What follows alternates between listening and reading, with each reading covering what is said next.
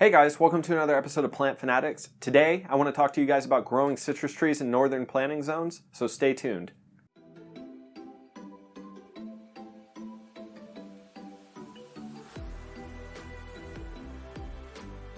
So right now, it's January 11th here in Zone 7, so we're right in the height of winter. It's a little too cold to grow citrus trees in the ground outside all year long. So how I grow all of my citrus trees is just in pots. You can see all the citrus trees right here. And we just built this greenhouse. And what's awesome is I just put my first citrus tree in the ground in this greenhouse. And it's right here. It's a Caracara navel orange. It's on a dwarf rootstock. So I'm still going to have to keep it pruned because the roof of this greenhouse is about 8 feet tall. So it's not going to be able to get any taller than 8 feet. But that is all that I have planted in the ground, as well as this coffee tree, which it underwent a little bit of shock, but now it's doing better. It's been out here for maybe about a month and a half now. But anyway, I wanted to talk to you guys specifically about some problems that I've been having putting my citrus trees in the greenhouse for the first time. And I actually got to do a little bit of an experiment. I didn't do it on purpose. I wanted to have a citrus tree in the ground in the greenhouse all year long. It is a temperature-controlled greenhouse, so that's good. But still, I'm dealing with extreme highs in the day, and by that, I mean I keep it at about 75 degrees in the daytime when the sun's out, even in the wintertime. And at night, I've been letting it go down into the 40s. So it's a pretty big temperature fluctuation. And what I've noticed is with these potted trees, they're having a really hard time with those temperature fluctuations. And I thought it was just with the top growth that it was having problems. Well, because I put this Caracara navel orange right here in the ground, it didn't lose any of its leaves. And so I started thinking, and I was like, wow, the temperatures that are affecting these trees and making them drop their leaves is actually coming from the roots, not the top of the tree. So because I have this tree in the ground and I'm keeping those roots a constant temperature, this tree is not defoliating. And it's actually putting out new growth. If you look closely here, I don't know if you guys can see that, but it's actually putting out new leaves. It's about to flower. It's doing exactly how I would want it to do. The foliage is looking nice. It was actually having more nutrient issues when I had it in a pot than it is when I put it in the ground. Now it's like it's free. It's wanting to go.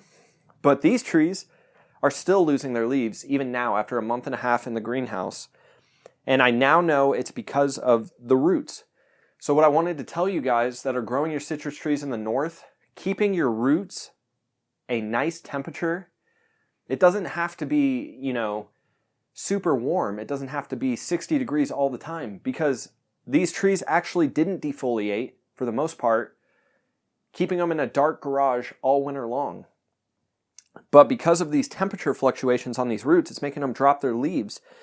So my advice to you guys growing citrus trees in containers in the north is try to keep those roots protected even more than the top of the tree. The top of the tree can take pretty good temperature fluctuations, as shown by this tree here.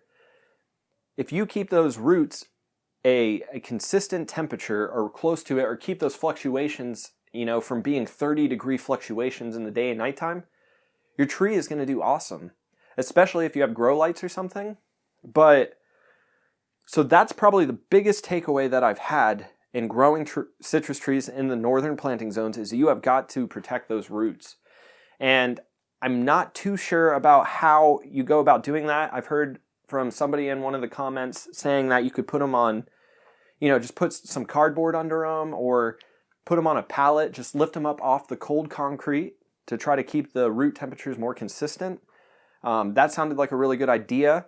I think that you could wrap the pots maybe in bubble wrap to just, maybe add some warmth to them. But that's probably the most important thing that you guys can do throughout the winter. The tops of citrus trees can take it pretty cold, below freezing. And especially certain trees, like I have this kumquat right here. It's a Mawa kumquat.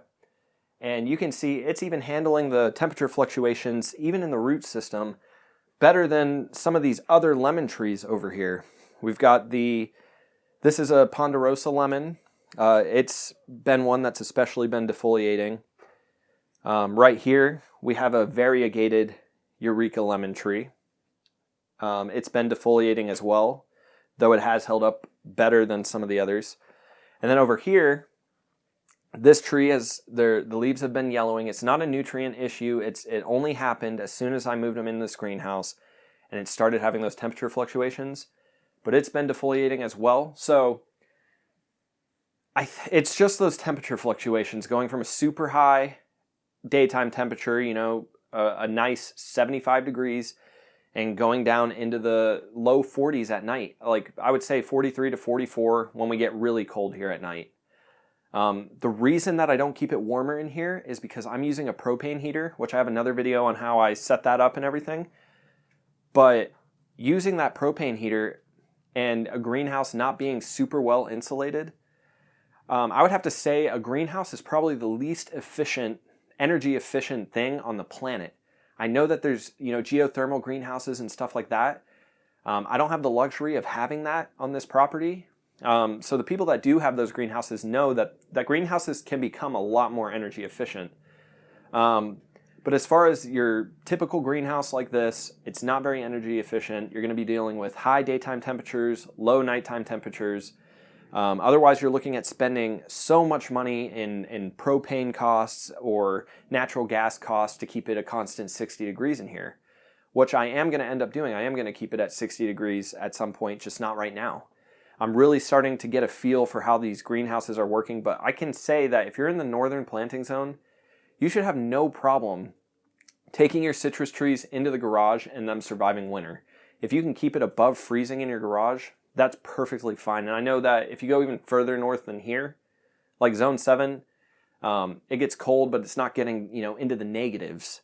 If you get into the negatives, you may have to have a space heater in your garage, but still, if you can just keep it above 32 degrees, you should have no problem keeping your trees in a garage. I used to always keep these in the garage, no lights, especially this one over here.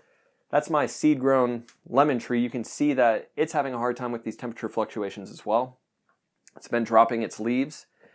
But that tree, I have just shoved in the garage in the dark for years and years, and it's never had an issue. So it's very easy to grow a citrus tree in the northern planting zones. If you want to do it, don't be afraid of trying to do it. They're pretty cold hardy, as long as you're not getting too far below freezing.